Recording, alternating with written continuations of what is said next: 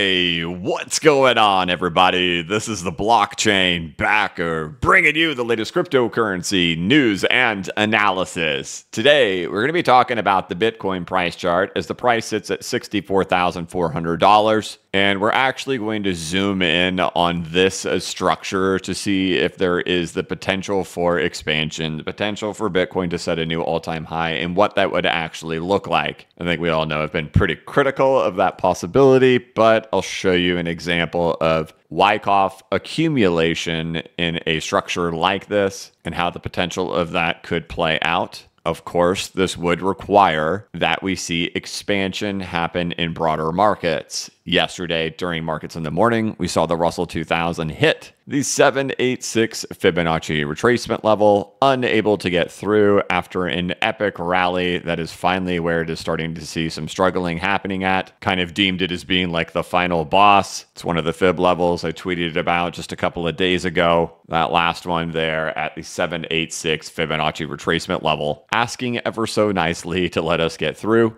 But that is where we are currently struggling at right now. So this breadth has opened up in the market, but we have not seen expansion happen yet. That should be obvious, as we haven't seen expansion happen in crypto yet. We've seen some positive things, like the price chart of XRP getting a 50% rally in the last week, now starting to cool off and see volatility, which was expected. But what we're going to talk about in this video is going to be kind of piggybacking on all this stuff of, is this stuff going to break out in here? If we do see expansion in here, which is a mandatory requirement, and then tying that into what the Bitcoin price chart could look like in the event of that happening. While XRP has been on a great run for this past week, really in every video and live stream, I've still been saying, hey, I think there's going to be some volatility in here. It's likely it's going to pull back. That process has probably started, considering it slammed into the 702 retracement of the current range that it's in right now. Seems like an appropriate place for that to be beginning at. Also, in the event of this going into expansion, it's also likely this pulls back as well. But let's dive into the big picture of all of it.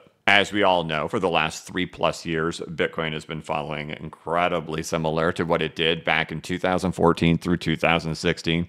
However, the only missing requirement that's been there is an expansion happening in the stock market. It's the things we screamed about all through February, March, April. We weren't seeing expansion happening in the Russell. It was really just the Magnificent Seven. Well, of course, with this move, we've seen breadth open. We've seen a lot of stocks move that have been stuck for a long time. And we've seen big names like Nvidia, Microsoft, Apple, a lot of those fall back. But one thing that's been positive about this breadth opening up as well over there in the Russell is that one of the other things we pointed to has been those retirement accounts, how those haven't expanded. You have everybody looking over there at the S&P, the Dow, the NASDAQ saying, look, it's going, it's great, but it's been super consolidated. However, here in this past week, finally, there's been a little bit of an uptick happening over here in these retirement funds. If we were to chart these out, like the 2045, the 2040 retirement dates, a lot of these are getting through their retracement levels now. Unfortunately, TradingView doesn't have the ability for us to do that. So we have to kind of like manually pick these numbers of $32.96 as the peak and $21.44 as the trough.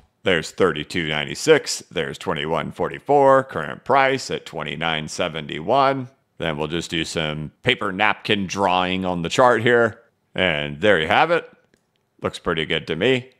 And then we can kind of get an idea on where these price levels have gotten to right now. And so we could see things like the 2045, 2050, 2055, 2060 fund dates are finally starting to poke through some of these retracement levels here now that this breadth is starting to open up in the market. We even got our first one to set a new all-time high over here, which is the retirement fund 2060 during this move, which its peak was back over here at 5105.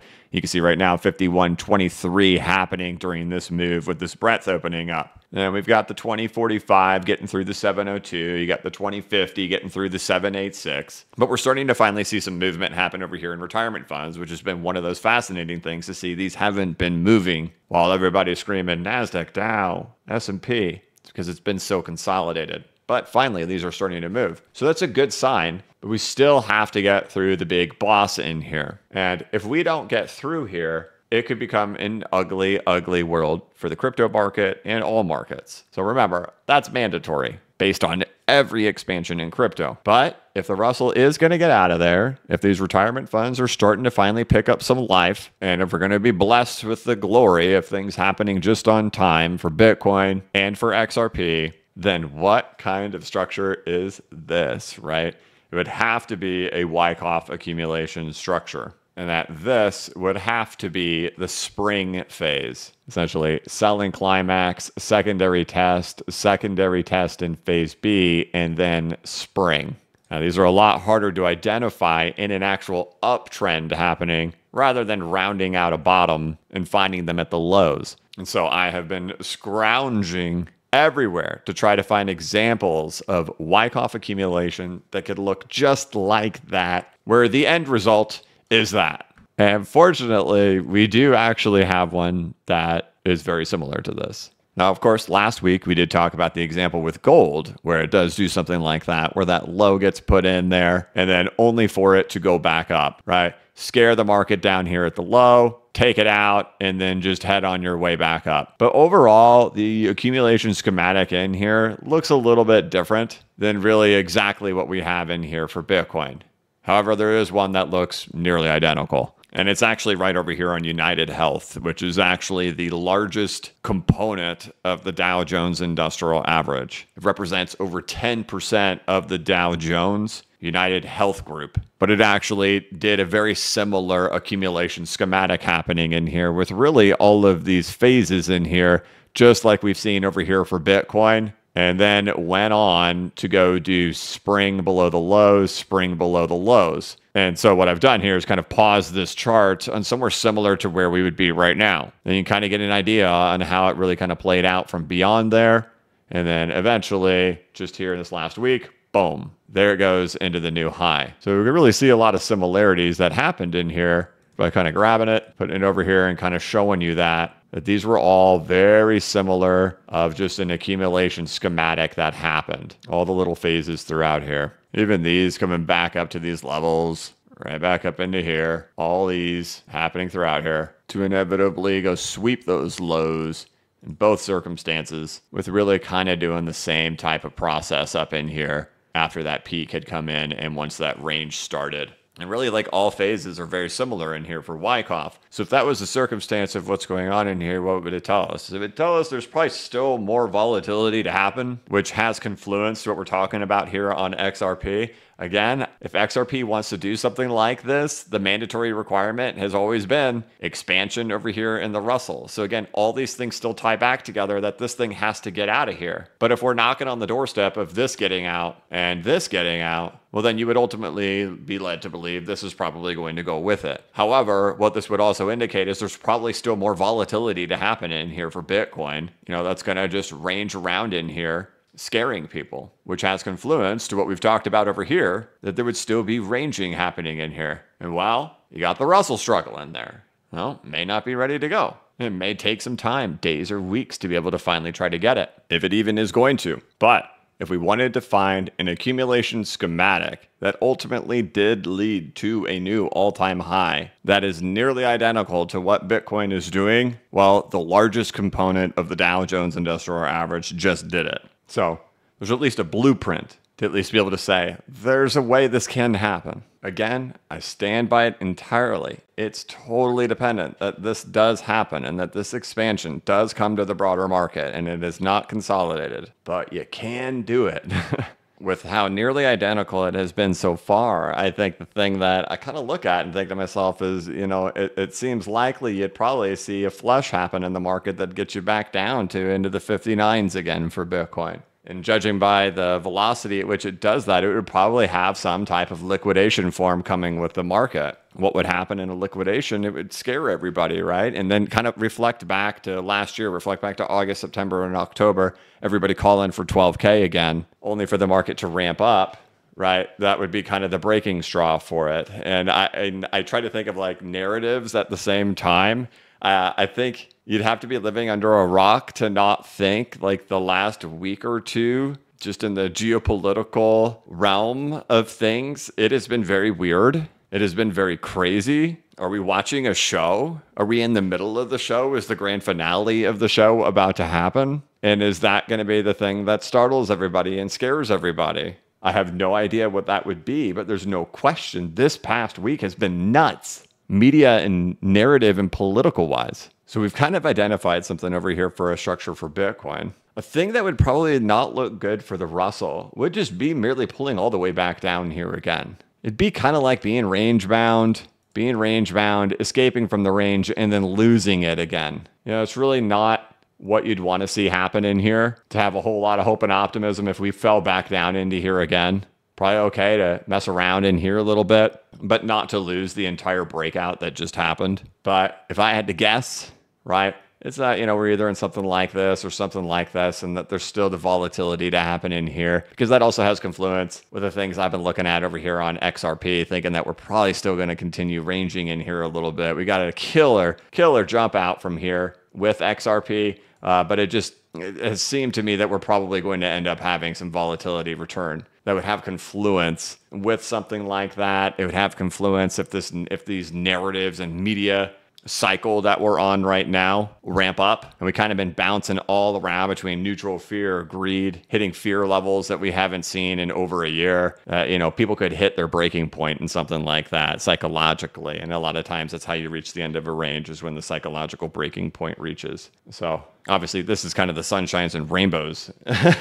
And I'm sitting here telling you, I think sunshine and rainbows comes with volatility and comes with maybe some scary narratives in it first. You know, this is more like end of the world type stuff happening in here. This is more of volatility and people panicking stuff, but, you know, still everything being okay. But for the last week, I've been kind of describing this as like the next 2 months are like this super pivotal moment of like the deciding factor for the stock market, for the crypto market. And I said that before we even actually ended up having the break happen over here in the Russell 2000. And it's because we are really at that point of, this was the extreme of the market. This is the depths of a bear. This is back at the retracements. You know, in the intro of my YouTube channel, as you see it, right? The BCB character, he gets back to the 702. He's holding the arrow. He's like, and then he breaks through, right? These are those moments right here where everything gets decided in markets, that either we go into expansion and we go into this like incredible, crazy bull run that is super exciting, or things get utterly rejected from here and hit the fan. And you got to witness that here in crypto back in March, that these are really big deciding levels, and things can hit the fan from them, or things can absolutely roar through them. But that is usually your deciding point on whether that happens or doesn't happen. And I've described it as being like these next couple of months, like dictating the next few years of what happens in markets happening right here, right now. Content creation has painted this as a bull market, which it hasn't been.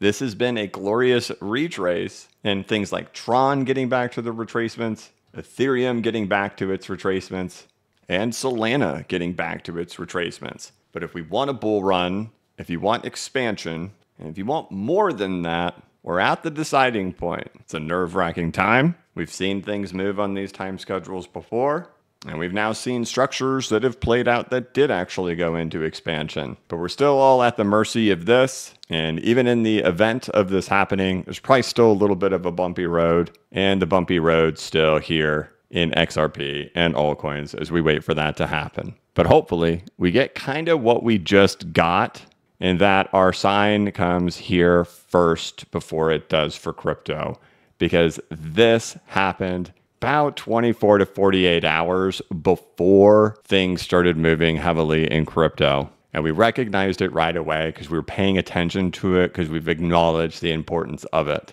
And if you notice, it has stalled today, and so has crypto. And if I overlay XRP on the Russell 2000, you can see it's one trade. So all eyes over here. While we also keep our eyes on accumulation schematic that can lead to what everybody is looking for. We'll follow this closely. We'll make sure this thing can keep itself together, just being some type of a back test in here. And so long as this thing shoots up in here and everybody is screaming and panicking the volatility, we'll do our best to catch it quickly, just like we caught the Russell, and then crypto followed, as we saw last week and into this week. But I cannot paint the picture any stronger. Decisions happen from here. This is all bull market, bear market, deciding zone. This is all we're partying on the beach together or we're crying together stuff. Every moment you've been in crypto all led to this, to right here, right now, and how this decision plays itself out. And we'll be here every day to catch the clues as they come. But I can tell you,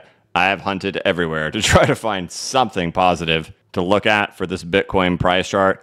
And finally, we do have something, and it happens to be the largest cap of the Dow Jones Industrial Average. So a little bit of hope there. But all right, that's going to be it for this one, guys. I'll check in with you tomorrow. Of course, check out the most recent newsletter that was just published here a couple of days ago over on blockchainbacker.substack.com. It includes a 21-minute audio voiceover talking all about the historic opening of breadth. If you're still in the camp of block reward halvings and baked into the protocols, I think this video did a good enough job proving to you that's not true, but we use indicators and stuff in these newsletters to take a look at those things when that breadth is switching. And of course, we identified it was, and sure enough, we've seen crypto rally, including XRP there for 50% very quickly once it did. So get up to date with all that stuff over here on blockchainbacker.substack.com. You, of course, get access to all the past newsletters. If videos are more of your thing, you can check out my website over here, bcbacker.com, with over 40 videos and 11 hours of content teaching you how to set up your own charts and your own indicators within TradingView and CoinTrader Pro, teaching you about Elliott wave theory, Wyckoff accumulation, and then historical behavior, along with downloadable PDFs to supplement a lot of these sections. There are links down here in the description of this video to bcbacker.com and to blockchainbacker.substack.com for the newsletter. Otherwise, I hope that provided a little bit of clarity, and I want to thank you guys so much for watching. If you could, please like this video and give it a thumbs up. If you're new to the channel, please subscribe and hit the notification bell so you can be notified of when I create new content and when I go live. As always, this is not investment advice and I am not a financial advisor. But if you ever need a pick-me-up or a little bit of reassurance, just remember that the blockchain backers got your back. Have a good one.